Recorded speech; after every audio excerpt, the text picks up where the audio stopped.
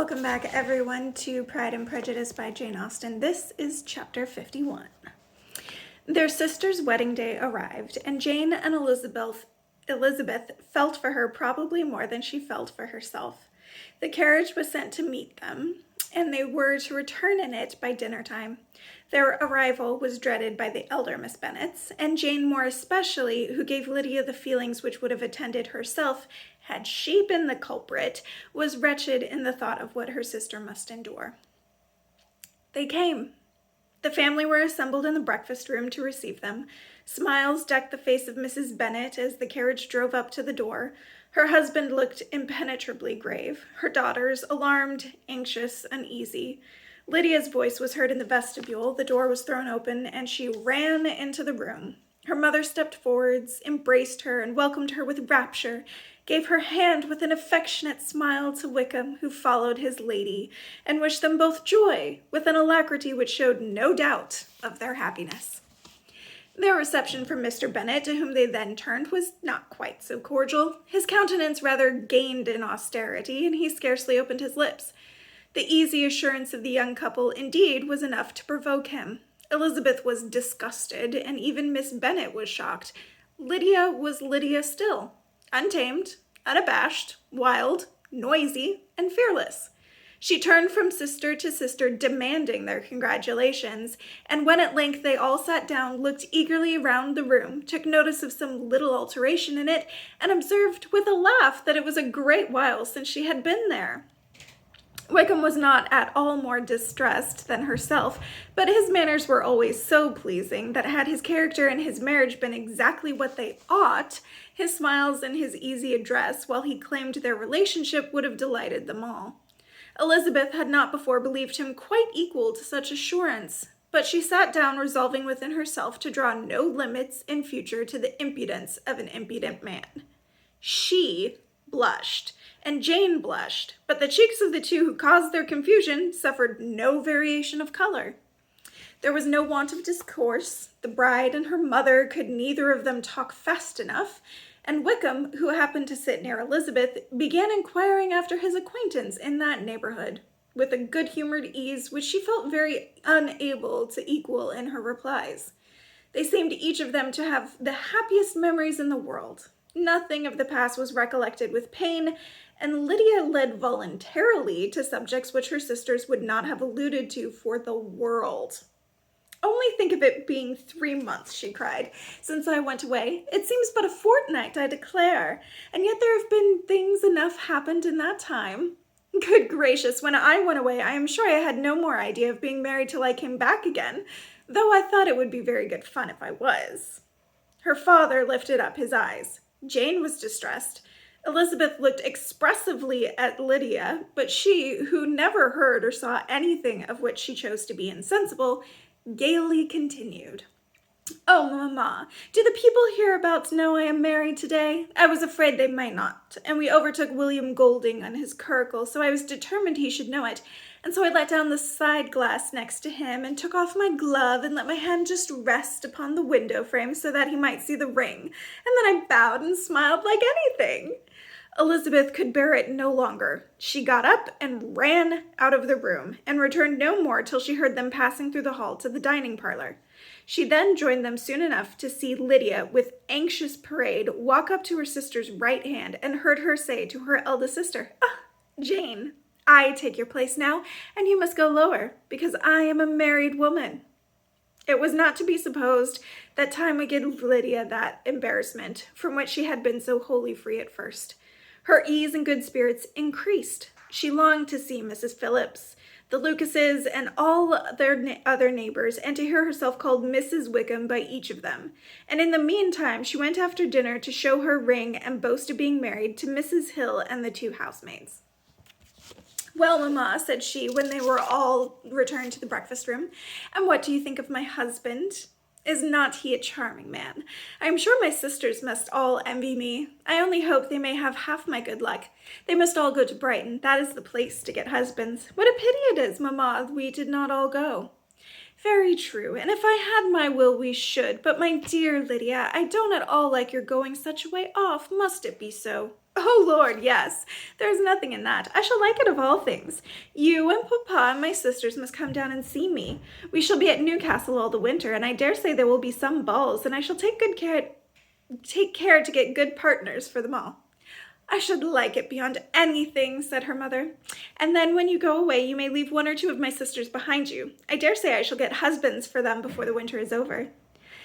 I thank you for my share of the favor, said Elizabeth, but I do not particularly like your way of getting husbands. Their visitors were not to remain above 10 days with them. Mr. Wickham had received his commission before he left London, and he was to join his regiment at the end of a fortnight. No one but Mrs. Bennet regretted that their stay would be so short, and she made the most of the time by visiting about with her daughter and having very frequent parties at home. These parties were acceptable to all. To avoid a family circle was even more desirable to such as did think than such as did not.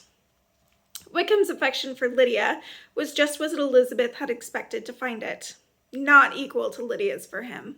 She had scarcely needed her present observation to be satisfied, for the reason of things, that their elopement had been brought on by the strength of her love rather than by his, and she would have wondered why, without violently caring for her, he chose to elope with her at all, had she not felt certain that his flight was rendered necessary by distress of circumstances.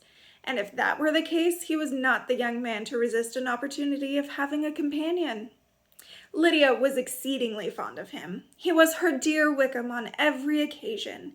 No one was to be put in competition with him. He did everything best in the world, and she was sure he would kill more birds on the 1st of September than anybody else in the country. One morning, soon after their arrival, as she was sitting with her two elder sisters, she said to Elizabeth, "Lizzie, I never gave you an account of my wedding, I believe. You were not by when I told Mamma and others all about it. Are you not curious to hear how it was managed?" "Not really," replied Elizabeth. "I think there cannot be too little said on the subject." "You are strange, but I must tell you how it went off. We were married, you know, at St. Clement's, because Wickham's lodgings were in that parish, and it was settled that we should all be there by 11 o'clock. My uncle and aunt and I were to go together, and the others were to meet us at the church. Well, Monday morning came, and I was such a fuss. I was so afraid, you know, that something would happen to put it off, and then I should have gone quite distracted.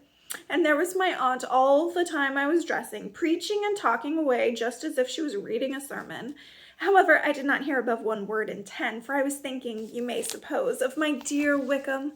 I longed to know whether he would be married in his blue coat. Well, and so we breakfasted at 10, as usual. I thought it would never be over, for by the by you are to understand that my uncle and aunt were horrid unpleasant all the time I was with them. If you'll believe me, I did not once put my foot out of doors, though I was there a fortnight. Not one party or scheme or anything. To be sure, London was rather thin, but however the little theatre was open. Well, and so just as the carriage came to the door, my uncle was called away upon some business to that horrid man, Mr. Stone. And then, you know, once they get together, there is no end of it. Well, I was so frightened I did not know what to do, for my uncle was to give me away, and if we were beyond the hour, we could not be married all day. But luckily he came back again in 10 minutes' time, and then we all set out. However, I recollected afterwards that if he had been prevented going, the wedding need not be put off. For Mr. Darcy might have done as well. "Mr. Darcy?" repeated Elizabeth in utter amazement. "Oh, yes. He was to come there with Wickham, you know. But gracious me, I quite forgot. I ought not to have said a word about it. I promised them so faithfully. What will Wickham say? It was to be such a secret." "If it was to be a secret," said Jane, "say not another word on the subject. You may depend upon my seeking no further." "Oh, certainly," said Elizabeth, though burning with curiosity. "We will ask you no questions." "Thank you," said Lydia, "for if you did, I should certainly tell you all, and then Wickham would be angry." On such encouragement to ask, Elizabeth was forced to put it out of her power by running away.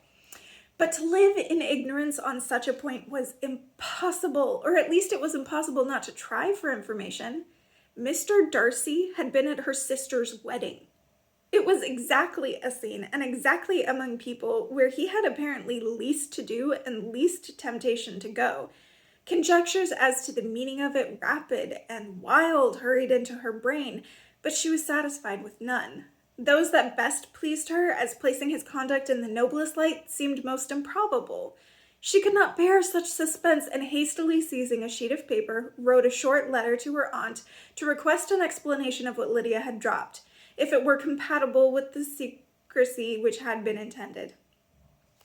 You may readily comprehend, she added, what my curiosity must be to know how a person unconnected with any of this, and comparatively speaking a stranger to our family, should have been amongst you at such a time.